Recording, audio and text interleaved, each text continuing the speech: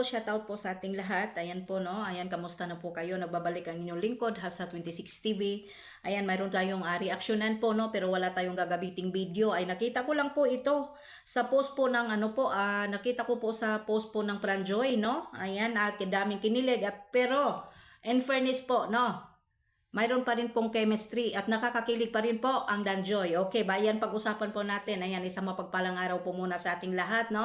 At syempre po, Kuya Val, shoutout po at sa aking mga kasamahan sa Kalingap Strikers, shoutout po sa inyong lahat at hindi ko na po kayo maisa-isa. Okay, wag nang patumpik-tumpik, no?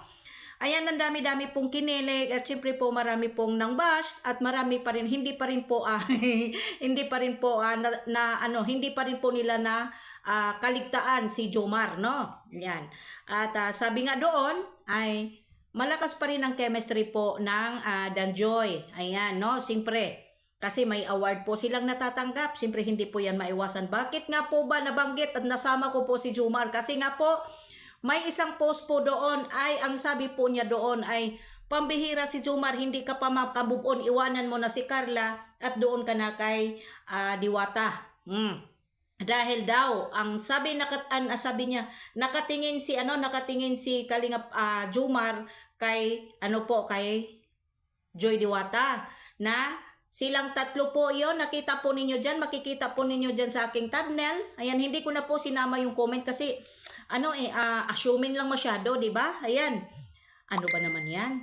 Kayo nga po ba, kayo paki-comment po nga sa baba, kayo nga po ba ay kinilig din po sa Danjoy? Sa totoo lang may chemistry at sa totoo lang po mabait at maganda din po naman si Jenny Oco at may anak na po sila, no? Pero malay natin, hindi natin alam kung ano po talaga yung tadhana. Bata pa si Joy, bata pa si Dan, bata pa si at ito naman po si Jenny Oco ay as in na po talaga siya ay parang nasa tamang edad na po. Si Dan na sa tamang edad na rin po.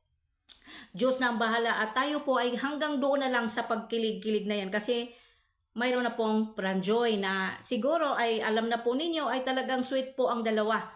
No, sweet po ang dalawa. Pero napansin ko lang po kasi sa isang video na na nakita ko po doon ay talagang si Kalingap Dan po ay nakatitig pa rin po sa pagkatapos po nila ng award sa pagtanggap. Gumanyan pa rin, lumingon pa rin po si Kalingap Dan. May something about what, kung ano nga po ba talaga. Siyempre, marami, natatawa po ako sa mga comment. Alam niyo po ba mga Kalingap, ang comment doon, sinayang mo na Dan. Pinagpalit mo sa mami. Hindi po mami, di ba? Hindi po mami si Jenny Oco, okay? Hindi po mami. Bata pa po pero maaga lang po siguro nakapagpangasawa at may anak siyang isa.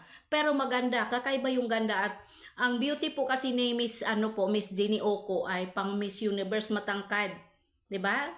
Pero maganda din naman si Joy Diwata pero wag natin ipag-compare 'yan, 'di ba?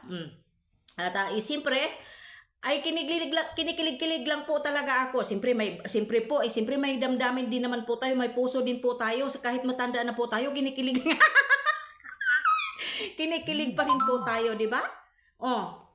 Kinikilig pa rin po tayo mga langga. Mga Kalingap, siyempre buhay pa tayo kahit nga po ay ugod-ugod na tayo, may kilig pa rin yung puso natin at isip natin.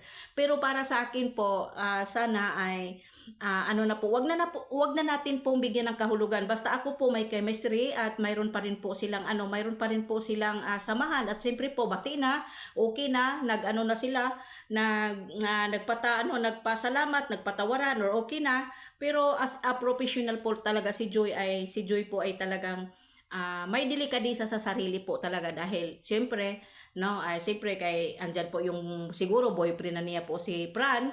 Ayun, nirespeto po niya na parang as pagtanggap po nila ng award ay nakikita mo naman po natin na si Joy po Diwata ay hindi po katulad po sa pagtanggap ng, alam niyo na, ayaw ko nang banggitin, baka mabas na naman ako.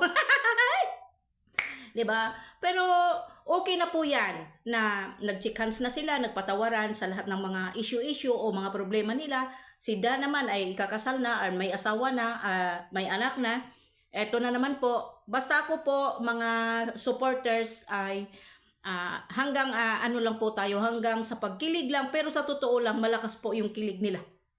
'di ba? Malakas pa rin po yung chemistry nilang dalawa, promise. Nakita ko yung titig, si Kalingap Dan, lumingon pa talaga kay Joy. Napansin ko, sinong nakakapansin? Alam ko, nakakapansin po yung nagmahal pa rin po hanggang ngayon sa Danjoy, di ba? Napansin ko lang, sabi, may nakita kong video na tumitig pa talaga nung pagkatapos nilang paganyan kasi si Joy siyempre hindi kasi hawak ni Joy yung kanyang award, no, di ba? Tapos tumingin pa rin po si Kalingap Dan na may isa pa rin pong video na nakita ko na si Kalingap Dan ay tumingin at sumili pa rin po kay Joy Diwata. O, diba? Ang galing. Ayan. At kalimutan na po ninyo, no, mga basher, kalimutan na po ninyo si, si Jumar ay nakatingin po at, nakatingin po kay Joy Diwata. Siyempre naman po, diba? Tinignan niya ang dalawa.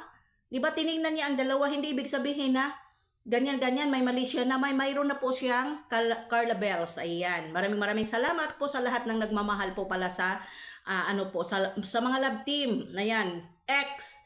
Danjoy, ayan po. Pero sa totoo lang, nakakakilig pa rin po. Maganda pa rin po panoorin sila. O, diba? May silip-silip, may ganyan. Tawa ako doon. Ayan po, bago tayo magtapos, ayan po, please po, like, share, subscribe sa aking YouTube channel, Hasa 26 TV. God bless po and I love you all, mga kalingap.